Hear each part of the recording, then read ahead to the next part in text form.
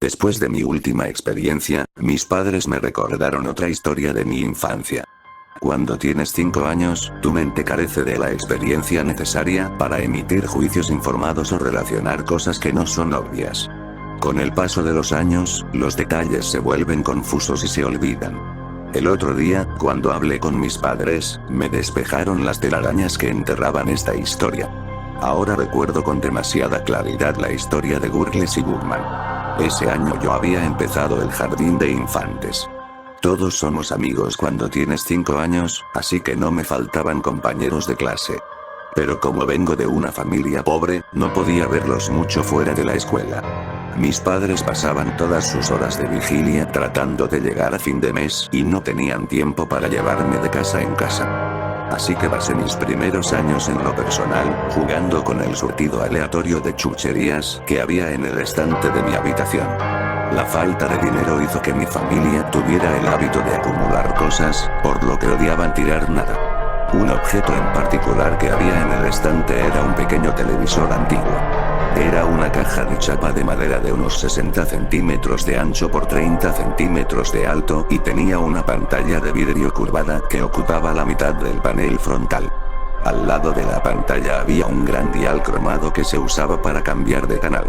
En la parte superior había una antena formada por 2 cables terriblemente retorcidos. Cuando el aburrimiento me obligaba a encenderlo, normalmente solo veía estática y nieve en esa pantalla brillante en blanco y negro. Giraba el dial, que hacía mucho ruido, con la esperanza de captar algunas transmisiones locales.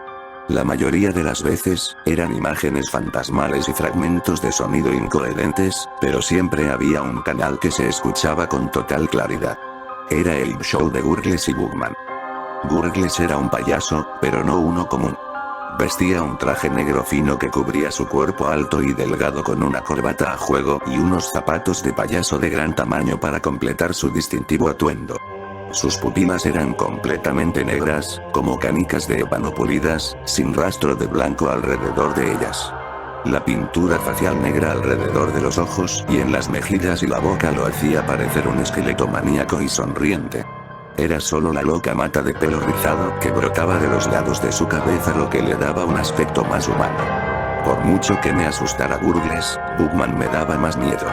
Era bajo y rechoncho, como un enano jorobado, con una capa oscura. Tenía prótesis que le cubrían los ojos para que pareciera una mosca y una boca que giraba 90 grados y se abría de un lado a otro.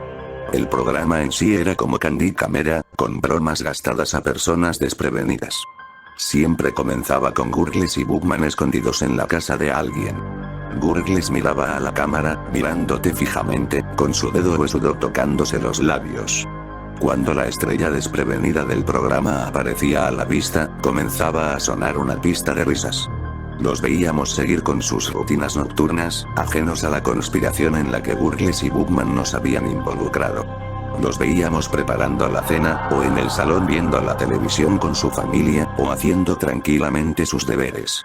Luego observábamos cómo Gurgles y Bugman les robaban el bolígrafo, o movían el vaso, o hacían desaparecer cosas a sus espaldas. Los ángulos de la cámara cambiaban a medida que Gurgles y Bugman cambiaban de escondite, desde los rincones oscuros de una habitación a los armarios, al techo o debajo de los muebles, todo ello mientras te miraban y te guiñaban el ojo. Cuanto más se acercaban, más fuerte y más risas sonaban en la banda sonora. Finalmente, cuando todos se iban a dormir, elegían a una víctima para la broma.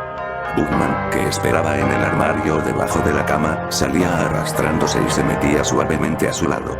Abría la mandíbula hacia un lado y de ella salía una pajita afilada que clavaba en el cuello de la persona. Esto siempre paralizaba a la víctima, porque a veces se la podía ver forcejeando si se despertaba y veía a Gurgles y Bugman encima de ella. La pista de risas se volvía más ruidosa y escandalosa las pocas veces que la víctima se despertaba. Gurgles hacía muecas a la cámara mientras el público se reía y Bugman usaba su pajita para beber del cuello de la persona. Cuando la víctima dejaba de forcejear después de unos minutos, las risas se convertían en aplausos y vítores. Cuando Bugman había terminado, la cara de Gurgles llenaba toda la pantalla con su sonrisa increíblemente amplia y de dientes afilados. Luego susurraba: "Nos vemos de nuevo pronto". La forma en que esos ojos completamente negros atravesaban la pantalla siempre me daba escalofríos. Odiaba el programa, pero siempre tenía miedo de acercarme al televisor cuando estaba encendido. Un día, el televisor desapareció misteriosamente de mi habitación. Mis padres le dijeron a mi yo de 5 años que lo habían vendido para pagar algunas cuentas. Lo acepté sin cuestionarlo. Me alegré un poco de que se hubiera ido. Pero ayer, cuando les pregunté por ese televisor nuevamente, intercambiaron miradas nerviosas y luego llenaron algunos espacios vacíos de mi infancia. A mediados de ese año, Debe, un compañero de clase al que no conocía muy bien, murió en circunstancias horribles. Fue asesinado en su cama con una puñalada en el cuello. Nunca se encontró evidencia de un robo, por lo que sus angustiados padres fueron detenidos como los principales sospechosos. Ellos negaron todas las acusaciones en su contra. En ese momento, la señora Nolan, mi maestra, le dijo a nuestra clase. Al parecer, le expliqué que Derek no podía estar muerto porque lo había visto a él y a su familia en el programa Gurgles and Bookman el día anterior.